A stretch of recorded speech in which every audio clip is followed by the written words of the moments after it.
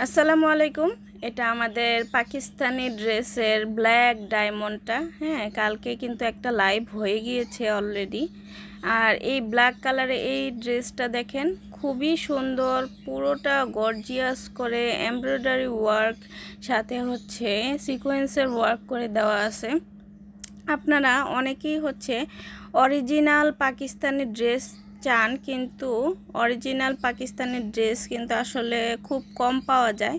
তো আপনাদের কথা মাথায় রেখেই কিন্তু আমরা এই ড্রেসগুলো আপনাদের জন্য একদম অরিজিনালি খুঁজে খুঁজে নিয়ে আসছি। এই পাকিস্তানি ড্রেসটা এতটা সুন্দর আর এতটা কমফোর্টেবল। দেখেন, নিচে কিন্তু সুন্দর করে টার্সেল করে দেওয়া আছে, সাথে হচ্ছে ফুল বডিতে কিন্তু কাজ করে দেওয়া আছে, ঠিক আছে। আর এটার ওড়নাটা দেখেন, ওড়নাটার মধ্যে কিন্তু একটা সুন্দর হচ্ছে প্রিন্ট করে দেওয়া, সাথে হচ্ছে সুন্দর করে লেস করে দেওয়া আছে দুই পাশে।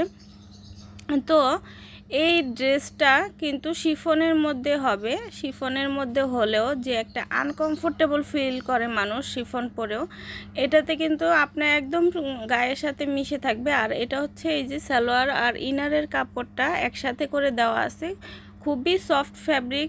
আমরা তো সবসময়ই হচ্ছে আপনাদের কমফোর্টেবলের কথা আগে চিন্তা করি, এই জন্য কমফোর্টেবলটা দেখেই আমরা মূলত আপনাদের জন্য এই পাকিস্তানি ড্রেসগুলো নিয়ে আসছি।